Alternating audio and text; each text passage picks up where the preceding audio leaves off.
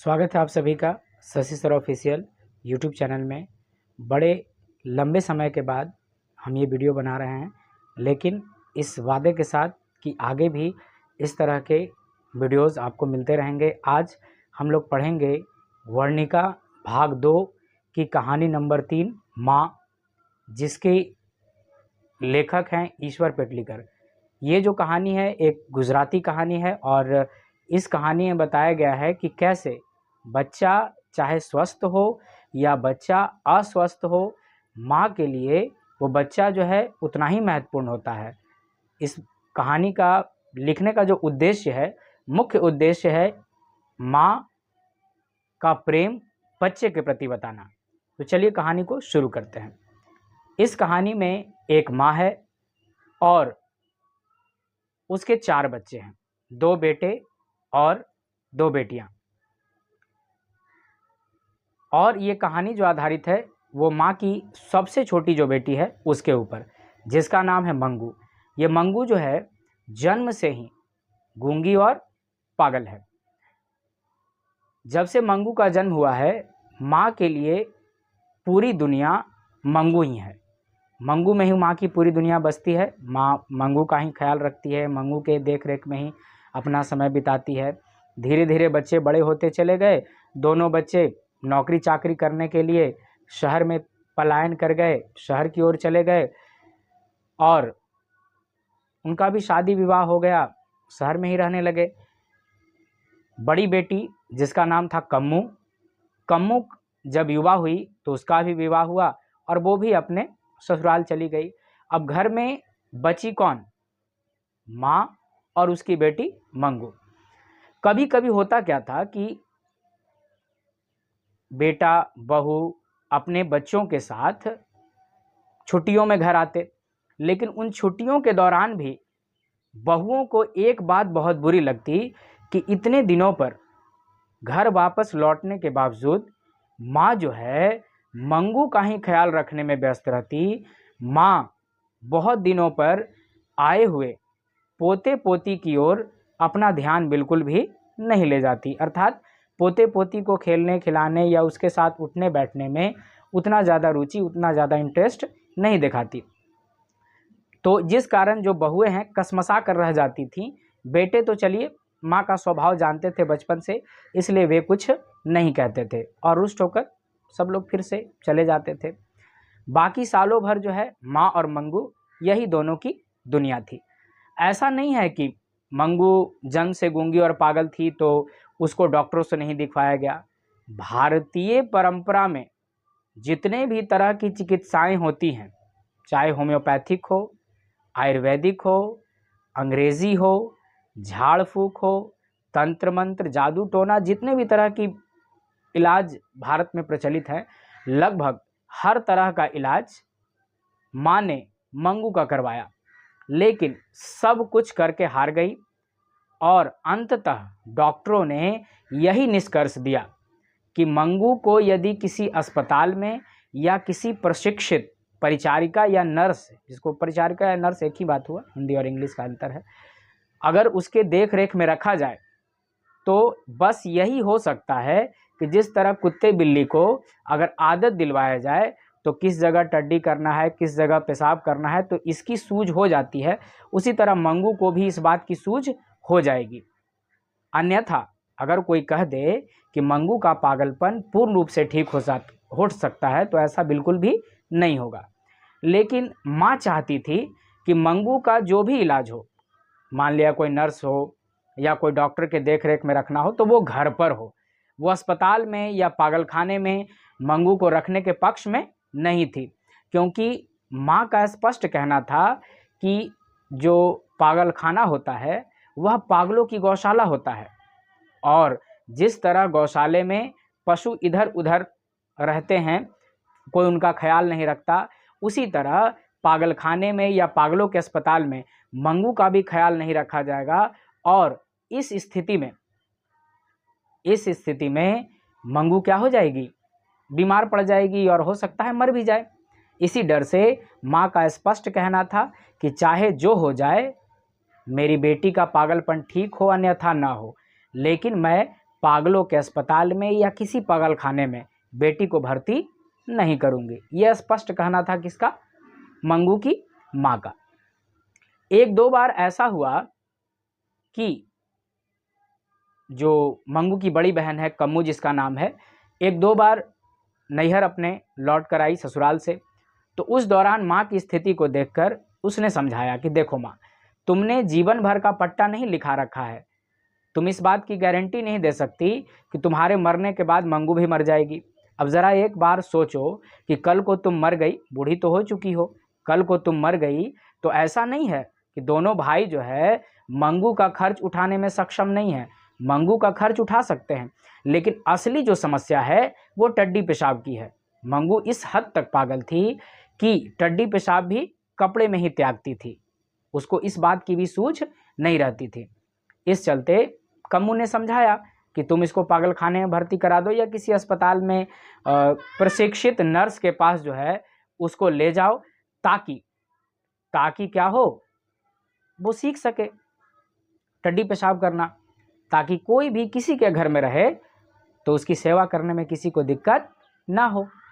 लेकिन माँ का तो स्पष्ट कहना था कि चाहे जो हो जाए, घर पर सुख सुविधा हम दे देंगे, लेकिन किसी अस्पताल में मंगू को भर्ती नहीं करवाएंगे। तो जैसे ही ये बात कम्मू के मुख से माँ ने सुना, माँ रोने लगी। माँ जब रोने लगी तो मंगू की जो बहन कम्मू है उसका भी कलेजा पिघल गया और वो क्या करने लगी, चुप हो गई। और आइंदा से उसने फैसला किया कि वह अपने मुख से कभी भी इस तरह की बात नहीं निकालेगी, क्योंकि माँ को जब भी ये कहा जाता है तो उसे बहुत दुख होता है। खुद माँ को भी मंगू की स्थिति देखकर कई बार रोना आता था। मंगू की उम्र लगभग 13-14 वर्ष की हो गई थी और उस समय, जिस समय ये कहानी लिखी गई थी, 13-14 या 15 वर्ष बहुत होता था लड़कियों के विवाह के लिए। इस समय तक लड़कियों का विवाह आमतौर पर हो जाता था, यानी यूँ कहें कि किशोरावस्था में ही लड़कियों का विवाह आमतौर पर हो जाता था। तो माँ जब भी मंगू के उम्र की किसी लड़की को देखती तो माँ को बड़ा दुख होता कि काश आज अगर मेरी बेटी मंगू ठीक होती तो मैं इसके भी हाथ पीले कर देती, अर्थात इसके भी क्या कर देती, विवाह कर देती। और माँ सोचती कि सुंदर तो ये है ही, हष्ट-पुष्ट थी, वास्तव में जितना सेवा माँ इसका करती थी, जिसके चलते मंगू जो है एकदम हष्ट-पुष्ट थी, बलिष्ठ थी। बस कमी यही थी कि पागल और गूंगी थी। तो माँ सोचती थी कि सुंदर तो ये है ही, मुरतिया अर्थात जो दूल्हा है, अर्थात जो लड़का है, इसको देखकर ही इसके ऊपर लट्टू हो जाएगा। सुंदर तो ये है ही, लेकिन दिक्कत बस है यही है कि इसका पागलपन तो ठीक हो जाए। पागलपन ठीक हो जाए तो मैं इसके हाथ भी क्या करूँगी, पीले कर दूँगी। स्थिति ये थी कि गांव मोहल्ले में कोई झोला छाप डॉक्टर आए, कोई झोला छाप वैद्य आए, किसी तरह का ओझा आ जाए, कुछ भी आ जाए, तो वो एक बार माँ के पास जरूर आता था और माँ भी खुशी खुशी उसको दिखवा देती थी। मंगू का इलाज करवाने के लिए ज़रूर तैयार हो जाती थी। क्यों तैयार हो जाती थी? क्योंकि माँ का ऐसा कहना था, माँ का ऐसा मानना था कि ज़रूरी नहीं कि कौन सा इलाज किसको फ़ायदा कर जाए, इसकी कोई गारंटी नहीं। कई बार ऐसा होता भी है कि बड़े बड़े अस्पतालों में जिन बीमारियों का इलाज नहीं हो सका, जो मरीज़ बड़े बड़े अस्पतालों में नहीं ठीक हुए, कई बार छोटे मोटे डॉक्टर्स की छोटी मोटी दवाइयाँ, सामान्य दवाइयाँ ही उन्हें क्या कर देती हैं, ठीक कर देती हैं। तो इसी विश्वास को लेकर माँ उनसे इलाज करवाती और ऐसे झोला छाप डॉक्टर लोग जो है ठग कर चले जाते थे माँ को। ऐसा ही एक दिन जो है एक ज्योतिषी आया। ज्योतिषी ने माँ को कई तरह की बात बताई और ये कहा कि आने वाला जो अगहन का महीना है, सर्दी के मौसम में आता है, आने वाला जो अगहन का महीना है, इस महीने में आपकी बेटी ठीक हो जाएगी। उसने कुछ दान दक्षिणा, रुपए पैसे वगैरह माँ से ऐंठ लिए। वो तो कहकर चला गया, लेकिन तब से माँ के लिए अगहन का महीना पूजनीय देव हो गया। माँ जो है अगहन के महीने का बेसब्री से इंतज़ार करने लगी, पूजनीय देवता की तरह उसको पूजने लगी। कई बार इस दौरान ऐसा भी हुआ कि जिस जगह पर डड्डी पेशाब करने के लिए मंगू को ले जाया जाता था, 1-2 दिन ऑटोमेटिक खुद ब खुद वहाँ जाकर बैठ गई। अब माँ को इससे ऐसा लगा कि ज्योतिषी की बात जो है कहीं ना कहीं क्या होने वाली है, सच होने वाली है। देखो देखो ये परिवर्तन आया। और इस तरह के छोटे मोटे परिवर्तन जब भी मंगू में आते तो माँ बड़ी खुश होकर अगल बगल पास पड़ोस के लोगों को कहती कि देखो मेरी बेटी जो है उसका पागलपन ठीक हो रहा है। लेकिन अगले ही पल टड्डी पेशाब करके उससे खेलती हुई नजर आती थी कौन? मंगू। तो मंगू का पागलपन जो है ठीक नहीं हुआ। अगहन का महीना आ गया, अगहन का महीना चला भी गया, लेकिन मंगू का पागलपन जस के तस बना रहा। उसमें किसी तरह का कोई परिवर्तन, कोई बदलाव नहीं आया। और एक जो उम्मीद थी अगहन के महीने से ज्योतिषी के कथनानुसार, वो भी खत्म हो गई। इसके बाद एक दिन की घटना होती है। इसी गांव में, जिस गांव में मंगू रहती थी, उसी गांव में एक लड़की रहती थी जिसका नाम था कुसुम। कुसुम शहर के हाई स्कूल में पढ़ती थी। अचानक गांव में एक दिन खबर फैली कि कुसुम पागल हो गई है।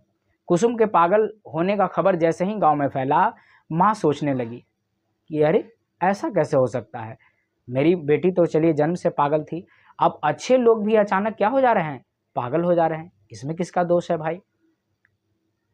लेकिन मंगू के विपरीत हुआ उसके घर में।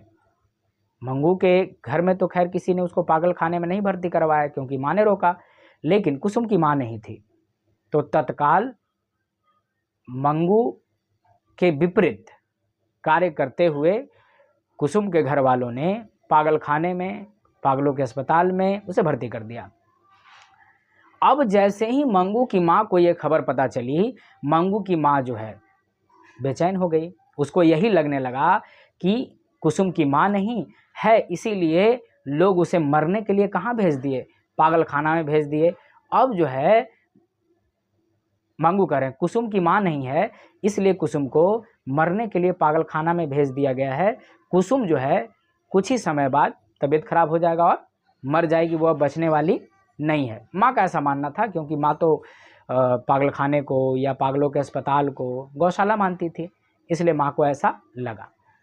लेकिन एक आध महीना जैसे ही बीता, गांव में यह खबर फैली कि धीरे धीरे कुसुम का जो पागलपन है वो ठीक हो रहा है और हो सकता है कुछ ही महीनों में ठीक होकर वो कहाँ चली आए, फिर से घर चली आएगी, ऐसा हो सकता है। 1 महीने और बीते और खबर आई कि पागलपन के नाम पर केवल एक ही लक्षण बचा हुआ है कि कुसुम केवल गाना गाते चलती है, अन्यथा बाकी सब पागलपन वाला जो उसमें गुण था या लक्षण थे वो खत्म हो चुके थे। लेकिन एहतियात के तौर पर डॉक्टर जो है 1 आध महीना और उसको रखेंगे। फिर एक दिन ऐसा भी आया कि कुसुम जो है पागल खाने से लौटकर घर सही सलामत ठीक ठाक होकर आ गई। गांव के लोगों की भीड़ लगी, लोग चारों तरफ से उसको घेर लिए, कोई कुछ पूछ रहा है, कोई कुछ पूछ रहा है। लेकिन माँ को ऐसा लगा कि इस भीड़ भाड़ में हम क्या पूछ सकेंगे, इसलिए माँ ने कुसुम को अपने घर बुला लिया।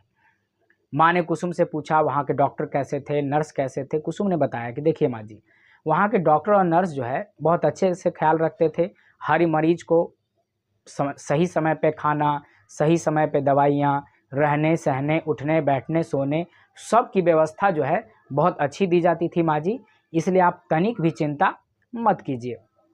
आप निश्चिंत होकर जो है अपनी बेटी मंगू को क्या कीजिए, उसी पागल खाने में, उसी पागलों के अस्पताल में भर्ती करवा दीजिए। निश्चित तौर पर कुछ सकारात्मक होगा, निश्चित तौर पर कुछ अच्छा होगा। माँ जो कि कल तक पागल खाने को या पागलों का जो अस्पताल होता है उसको गौशाला मानती थी, लेकिन आज उसका विचार इस संबंध में बदल गया। माँ का विचार अब बदल गया, उसे लगने लगा कि अस्पताल नहीं, वो तो मंदिर है जहाँ नर्स और डॉक्टर के रूप में भगवान निवास करते हैं। क्यों ना मैं भी अपनी बेटी को वहाँ भर्ती करवा दूँ, तो मेरी बेटी भी क्या हो जाए, ठीक हो जाए, उसका ही पागलपन ठीक हो जाए। और उसने ज़रा सा भी देर नहीं किया और तत्काल शहर में जो उसका बेटा रहता था, बेटे को चिट्ठी भेज दी कि फलाना फलाना अस्पताल में कुसुम, जो कि गांव की ही लड़की है, ठीक होकर आई है, इसलिए मैं चाहती हूँ कि उसी अस्पताल में मंगू को तुम लोग भर्ती करवा दो। पहले से तुम लोग भी चाहते थे, लेकिन अब मेरा आदेश है कि तुम उसी अस्पताल में अपनी बहन को भर्ती करवा दो। बेटा भी उतना ही तेज था।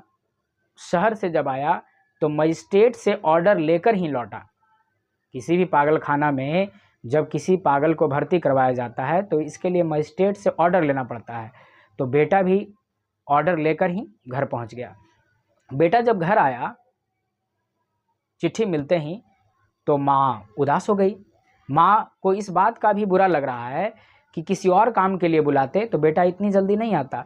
जबकि मंगू को जब अस्पताल में भर्ती करवाने की बात आई तो तत्काल सारी व्यवस्था करके चला आया। ये भी चाहता है कि जितना जल्दी से जल्दी हो सके बेटी को या जो बहन है उसको क्या किया जाए, अस्पताल में भर्ती करवा के अपनी जिम्मेदारी से मुक्त हुआ जाए। ये घर में बोझ समझता है। लेकिन खैर, माँ ने ही बुलाया था, इसलिए माँ ने इसका विरोध नहीं किया। अगले ही सुबह जब सारी तैयारियां पूरी हो गई तो उसके अगले सुबह जो है मंगू को नए कपड़े पहनाए गए। माँ भी कपड़े पहनकर तैयार हो गई, भाई भी कपड़ा पहनकर तैयार हो गया और सब लोग बैलगाड़ी पर बैठकर अस्पताल जाने की तैयारी करने लगे। माँ रोए जा रही थी, बैलगाड़ी पर बैठ नहीं रही थी। मंगू बार बार अपने कपड़ों को देख रही थी। उसे लग रहा था कि कहीं मेले जा रहे हैं, कहीं घूमने जा रहे हैं। नए वस्त्र पाकर पागल है तो बहुत खुश थी, लेकिन माँ रोए जा रही थी। गांव के लोग समझा रहे थे कि देखिए माँ जी, जितनी सेवा आपने मंगू की है, अगर मंगू ठीक हो गई तो आपकी उतनी ही सेवा कर देगी और आप निश्चिंत होकर जीवन जी सकते हैं। आप इसके हाथ पीले कर दीजिएगा, जो कि आपकी हार्दिक इच्छा है। बहुत दिनों से आप ये चाहती थी कि मंगू का भी हम क्या कर देंगे, विवाह कर देंगे, क्योंकि इसकी उम्र की लगभग सभी लड़कियों का विवाह हो चुका है। तो अस्पताल जाने के लिए बैलगाड़ी पर जब बेटा कहा कि देर हो रही है, जल्दी बैठ जाओ माँ, तब हाथ पकड़ के माँ को बैठाया गया। माँ रोती रोती बैलगाड़ी से रेलवे स्टेशन पर चली गई। रेलवे स्टेशन पर जब रेल आई, मतलब ट्रेन आया, तो उसके बोगी में सब लोग बैठे और अगल बगल के जो मुसाफिर लोग थे, जो यात्री लोग थे, उनके लिए मंगू जो है चर्चा का विषय बन गई। कुछ लोग आपस में फुसफुसाना शुरू कर दिए। कोई कुछ कह रहा है, कोई कुछ कह रहा है। किसी ने यहाँ तक कि कह दिया कि लगता है कि लड़की पागल है और इसकी माँ नहीं है, इसलिए लोग इसे मरने के लिए अस्पताल में भर्ती करवा दे रहे हैं। अब ये लड़की जो है बचे उचेगी नहीं, क्योंकि वहाँ देखभाल नहीं होती है। माँ को ये बात बहुत बुरी लगी, लेकिन माँ ने जवाब नहीं दिया, क्योंकि बेटा उसके साथ था और खुद चाह रही थी कि अस्पताल में भर्ती हो, इसीलिए इस बात का उसने जवाब नहीं दिया। लेकिन उसके आंसू निकल रहे थे। इन आंसुओं को समेटते हुए माँ जो है अस्पताल पहुँची। ट्रेन से उतरकर, स्टेशन से उतरकर अस्पताल पहुंची और वहां के डॉक्टर और नर्स जो है माँ को समझाने में लग गए। माँ लगातार रोई जा रही थी। डॉक्टर और नर्स समझा रहे थे। माँ कह रही थी कि मेरी बेटी को जहाँ लाइट रहता है, जहाँ रोशनी रहती है, वहाँ सोने की आदत नहीं है, बत्ती बुझा देना। डॉक्टर नर्स ने कहा आप चिंता मत कीजिए माँ जी। एक नर्स थी जो कि लगभग अधेड़ उम्र की थी। उसने माँ को आश्वस्त किया कि माँ जी आप तनिक भी चिंता मत कीजिए, कल तक ये आपकी बेटी थी, आज से मेरी बेटी है, ये मेरी जिम्मेदारी है। मैं अब समझूंगी इसको कैसे रखना है, इसका ख्याल अब मैं समझूंगी। इसी बीच जो है एक पागल महिला का पति उससे मिलने आया और वो पागल जो है बाल जैसे तैसे की हुई थी, उसको उसकी जो परिचारिका है, उसकी जो नर्स है, लेकर आई हुई थी। पागल का मुंह धुला हुआ था, लेकिन पागल जो है नर्स की ओर इशारा करके अपने पति को कहती है कि ये जो औरत है, ये जो महिला है, ये मुझे न मुंह धोने के लिए पानी देती है, न बाल में लगाने के लिए तेल देती है, न कंघी करने देती है। तो पति ने कहा अच्छा मैं इसको समझा दूंगा, मुझे अच्छे अच्छे खाने नहीं दिए जाते, तो चिंता मत करो, आज मैं तुम्हारे लिए खाना लेकर आया हूँ, तुम ये खाना खा लो। पागल कहती है कि मैंने तो मुँह ही नहीं धोया है, जबकि उसका मुँह धोया हुआ था। मैंने तो मुँह ही नहीं धोया है, तो मैं खाना कैसे खाऊंगी। नर्स ने उसकी बात को बिना काटे हुए तत्काल लोटे से पानी लिया और उसका मुंह धुलवाया और वो पागल महिला जो है खाना खाने लगी, पति के द्वारा लाया हुआ खाना। अब माँ को विश्वास हो गया कि नहीं, वहाँ यहाँ के नर्स और डॉक्टर जो है वास्तव में मरीज की मन से सेवा करते हैं। इसी बीच जो है एक खतरनाक तरह की पागल जो है वो माँ को देखकर छाती कूटने लगी, दांत पीसने लगी।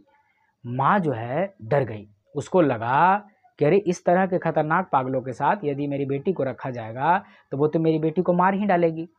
नहीं नहीं, मैं इस अस्पताल में बेटी को भर्ती नहीं करवाऊंगी। डॉक्टर नर्स समझा रहे कि नहीं माँ जी, इस तरह के खतरनाक पागलों को जो है अलग वार्ड में रखा जाता है, अलग जगह रखा जाता है। आप तनिक भी चिंता ना करें, आपकी बेटी को अलग रखा जाएगा।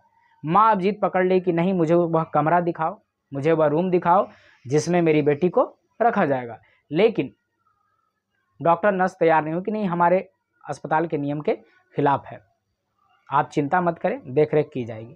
तो आप लोग ख्याल रखिएगा, रात में कई बार बिस्तर गीला करती है, बिना दाल या दूध के रोटी नहीं खाती। डॉक्टर नर्स आश्वस्त करें, आप निश्चिंत रहिए माँ जी, जो सुविधाएं इसको चाहिए वो सारी सुविधाएं इसको दी जाएंगी। अंत में मंगू को जो है एक नर्स ने नया रुमाल दिखाया और कहा, बेटी अगर तुम मेरे साथ चलोगी तो ये रुमाल तुमको हम दे देंगे। और वो रुमाल के चक्कर में जो है मंगू उसके पीछे पीछे चली गई। माँ जो है अपने बेटे के साथ लौटकर घर चली आई। घर लौटते समय लगभग 11:30 बजे के आसपास रात बीत गई।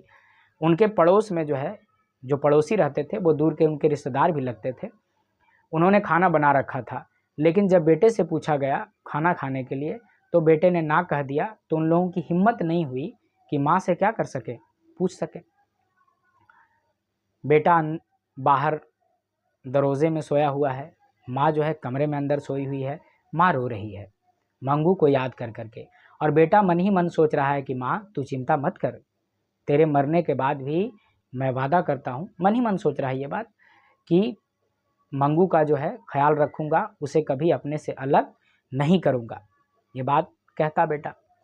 कुछ दिन बीते, 1 से 2 दिन, लेकिन माँ जो है हमेशा मंगू के ख्यालों में रहती। घर आने के बाद उसे चिंता होने लगी कि अब मेरी बेटी ज़मीन पे सोती नहीं, अब डॉक्टर नर्स लोग कहीं ज़मीन पर तो नहीं सुला दिया है, ये तो बात हम पूछना ही भूल गए, हम ये बात तो कहना ही भूल गए। अब तरह तरह की बातें उसको याद आ रही हैं। मंगू और ये दोनों चूँकि साथ में रहती थी, इसीलिए बार बार मंगू की याद आ रही है, बार बार उसको याद करके इसे दुख हो रहा है, कभी रोती है, कभी याद करती है, कभी कुछ कभी कुछ। अचानक एक दिन जो है माँ, रात्रि के बाद का जो समय होता है, चौथे पहर में, माँ ज़ोर ज़ोर से चिल्लाने लगी, बचाओ रे बचाओ, मार डाला रे, मेरी मंगू को मार डाला रे। बेटा तुरंत हड़बड़ा के माँ के पास गया, नहीं माँ कुछ नहीं हुआ मंगू को, मंगू सही सलामत है, अस्पताल में है, मार डाला रे, मेरी मंगू को मार डाला रे। आवाज़ सुनकर अगल बगल के लोग भी पहुँचे। सुबह हो गई, लेकिन माँ का ये जो बोलने का क्रम है वो बंद नहीं हुआ। चुप होती, फिर बोलने लगती, फिर चुप होती। यानी अंततः जो है लोगों ने यही निष्कर्ष निकाला कि मंगू से अलग होकर जो उसको दुख हुआ, माँ को जो दुख हुआ मंगू से अलग होने का, उसी दुख के कारण माँ भी क्या हो गई है, पागल हो गई है। यह थी माँ की ममता, ये था कहानी माँ, लेखक ईश्वर पेटलीकर। अगर ये वीडियो आपको अच्छा लगा हो तो लाइक, शेयर और सब्सक्राइब ज़रूर करें, और अपने उन दोस्तों को शेयर करें जो आपके समकक्ष पढ़ते हैं और या कहानियाँ सुनने में रुचि रखते हैं। तो मिलते हैं नेक्स्ट वीडियो में, मिलते हैं अगली कहानी के साथ। तब तक के लिए सबको जय हिंद।